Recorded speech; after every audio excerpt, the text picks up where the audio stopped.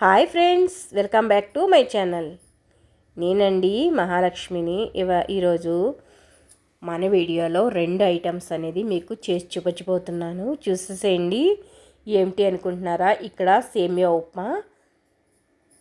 ఇది సేమియాలు సన్నగా పొడవుగా ఉంటాయి కదండి, అవండి ఇవి. సన్నగా పొడవుగా ఉంటాయి, మామూలు సేమియాలు కాదు, భలే ఉంటాయండి.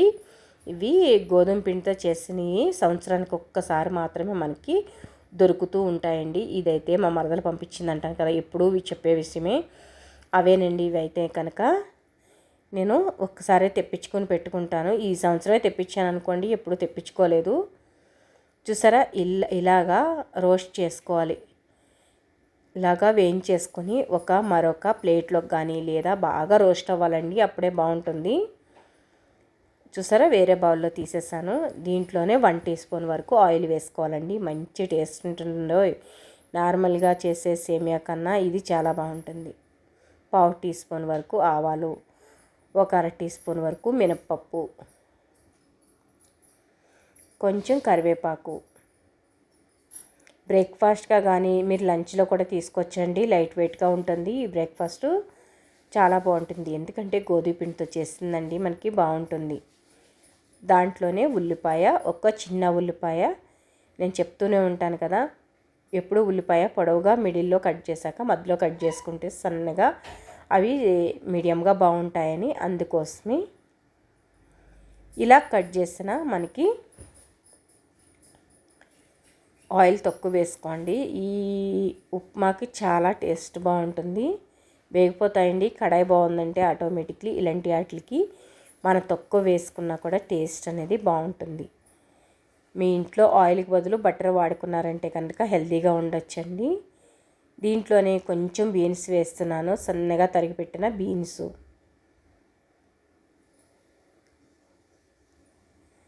దాంట్లో క్యారెట్ ముక్కలు కూడా వేస్తున్నానండి, ఒక 2 స్పూన్ల వరకు ఉంటాయి. దాంట్లోనే పచ్చిమిర్చి పొడవుగా కట్ చేసుకున్న ఒక 3 పచ్చిమిర్చి. ఇవన్నీ కూడా బాగా వేయించుకోవాలండి, అప్పుడే కదా మనకి టేస్ట్ అనేది చాలా బాగుంటుంది.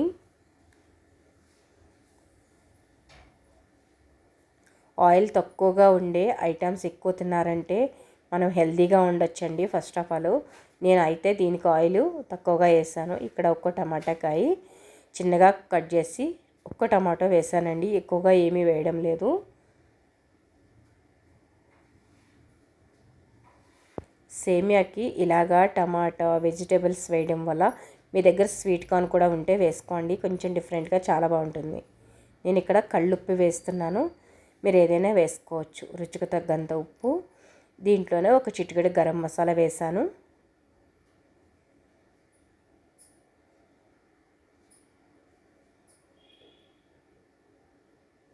బాగా వేగేంత వరకు వేయించుకోండి. ఇప్పుడు అనేది మనం ఉప్పు వేసాం కాబట్టి కొంచెం వాటర్ అనేది వదిలేస్తుంది, ఈలోపే మగ్గిపోతాయండి మనకి. కొంచెం మీకు వీలవుతే నీళ్ళు వేసేసుకుని మూత పెట్టుకోండి, లేదా ఇలాగైనా 1 నిమిషం పాటు మీకు స్టీమ్ అయితే చాలండి, బాగా వేగుతాయి. అలా వేయించుకున్న ఒక 5 నిమిషాల పాటు వేయించుకున్నారంటే కనుక వాటర్ అనేది నేను ఇక్కడ తీసుకున్నది 1.5 గ్లాస్ తీసుకున్నానండి.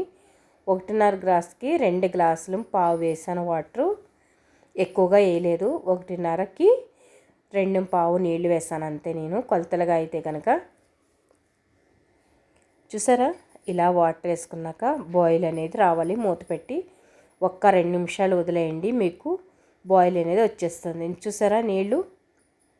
ఇప్పుడు మనం ఉప్పు చూసుకోండి, ఉప్పు సరిపోయిందా లేదని. నేను ఎగ్జాక్ట్లీ వేస్తానండి, ఎప్పుడు కూడా మళ్ళీ చూడను.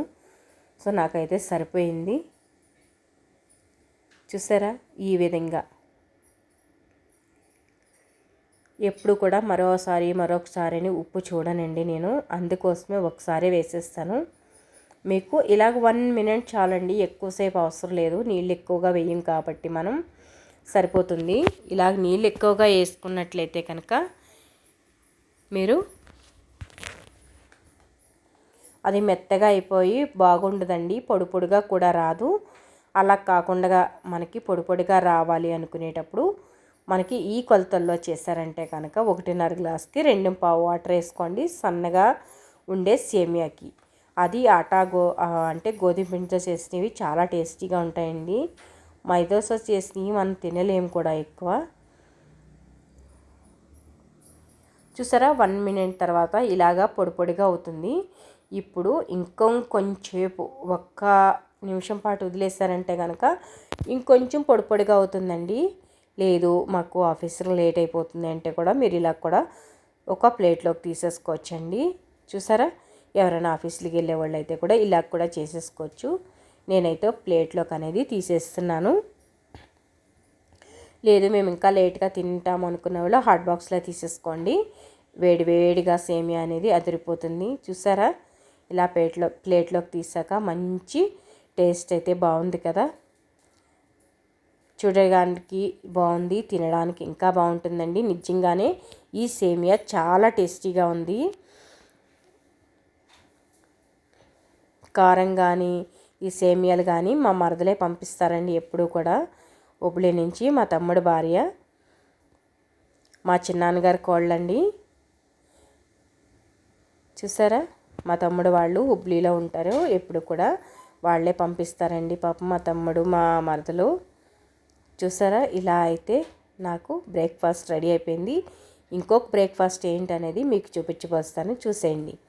ఇక్కడ 2 చూపిస్తానన్నాను కదా. ఇంకొకటి ఏంటంటే చపాతీ పోహా. అంటే మనకి పోహా అనేది నార్మల్గా చేసేసుకుంటూ ఉంటాము. అలా కాకుండా ఇలాగా మనకి నైట్ చపాతీలు మిగిలిపోతూ ఉంటాయి కదండి ఎప్పుడైనా. లేదా ఆ రోజు మనం తినకపోవచ్చు, డిన్నర్లో వేరే ఏమైనా లైట్ వెయిట్గా ఏమైనా తినేస్తుంటాము. అలాంటప్పుడు 4 3 మిగులుతూ ఉంటాయి కదండి. అలాంటప్పుడు మనం 2 కూడా బ్రేక్ఫాస్ట్లు చాలా మంచివండి, హెల్తీగా కూడా ఉంటాయి. ఆటాతో చేసినవే, మళ్ళీ మైదా కట్ట కాదు. ఇలాగ ముక్కలుగా విరిచేసుకొని మనం మిక్సీ కొట్టేసుకోవాలండి. ఎలా అంటే చూరుగా, అంటే పౌడర్గా అవ్వాలి. చూసారా, మీకు నేను చూపిస్తున్నాను చూడండి. ఈ విధంగా అవుతే కనుక పౌడర్ అంటే మనకి అటుకులు ఎలా ఉంటాయో సేమ్ డిట్టో అటుకులలాగే ఉంటాయండి. మనకి చూడడానికి అటుకుల్లాగా అనిపిస్తాయి, కానీ టేస్ట్ అయితే అటుకుల కన్నా మించి అయితే టేస్ట్ ఉంటుందండి. ఇలాగా బాండ్లీ పెట్టుకుని అది సైడ్ పెట్టేసుకొని 1 స్పూన్ వరకు మీరు నూనె అనేది వేసుకోండి. దాంట్లోనే 1/2 టీ స్పూన్ వరకు ఆవాలు,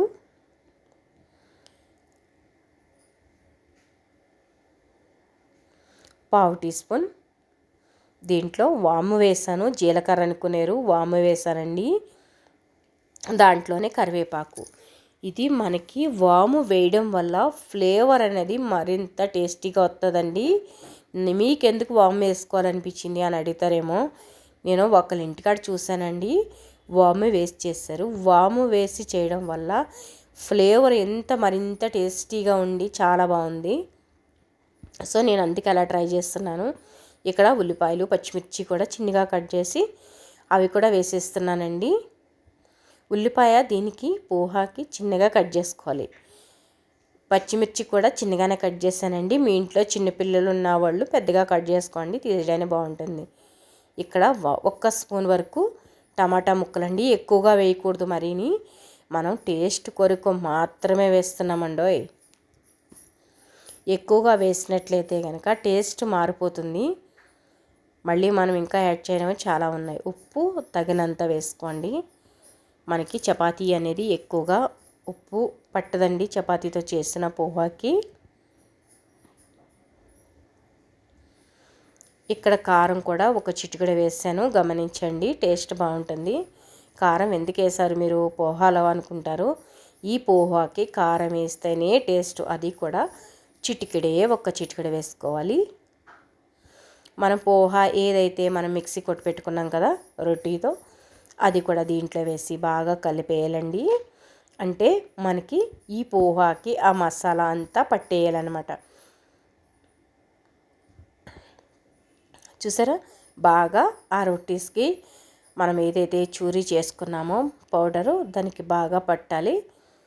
ఇలా కలుపుకుంటూ సిమ్లోనే చేయాలండి ప్రాసెసింగ్ అనేది. నిమ్మకాయ చూసారు కదండి, ఈ నిమ్మకాయ పిండేయాలి మనం. ఒక సగం నిమ్మకాయ పిచ్చన్న వేసుకోవాలి, అప్పుడే టేస్ట్ అనేది బాగుంటుంది. మనం పోహాలో కూడా లెమన్ వేసుకుంటాం కదా, అలాగేనండి. అంతే, కొత్తిమీర వేసుకోవాలి. దీంట్లో మనం వాటర్ యాడ్ చేయము. ఇలాగే సిమ్లోనే మనం ఈ ప్రాసెసింగ్ అనేది చెయ్యాలి.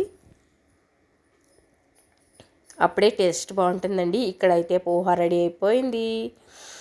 అంతేనండి. నేనైతే ఇలా ప్లేట్లోకి తీసుకుని సర్వ్ చేసేసాను. ప్లేట్లోకి తీసేసుకున్నాను. తినడానికైతే మీరు కావాలనుకుంటే క్యారెట్ తురుము కానీ ఏమైనా వేసుకోవచ్చండి, చాలా బాగుంటుంది. చూసారా ఇక్కడ ఎంత బాగా వచ్చిందో చూసారండి. అద్దరిపోతుంది కదా, అంత టేస్టీగా ఉంటుంది. ఈ రొట్టితో పోహా భలే ఉంటుందండి. ఖచ్చితంగా ట్రై చేయొచ్చు. కావాలనుకున్న వాళ్ళు దీంట్లో మీరు ఆలు కూడా వేసుకోండి, భలే ఉంటుంది. నేను వేయలేదు, మా అబ్బాయి కోసం చేశాను కాబట్టి. బ్రేక్ఫాస్ట్లో ఎప్పుడైనా తప్పకుండా రొటీన్గా ఎప్పుడు ఇడ్లీ దోసే కాదండి, అప్పుడప్పుడు ఇలా డిఫరెంట్గా చేసి పెట్టండి. మీ పిల్లలకు కానీ హస్బెండ్కి కానీ చాలా బాగా తింటారు. చూసారా, మన ఛానల్ కొత్తగా చూస్తున్నారా అయితే సబ్స్క్రైబ్ చేయండి. చేశాక లైక్ చేసి షేర్ చేసి ఫ్రెండ్స్ రిలేటివ్స్కి కూడా షేర్ చేయండి. మన ఛానల్ చూస్తున్న అందరికీ thank you so much friends.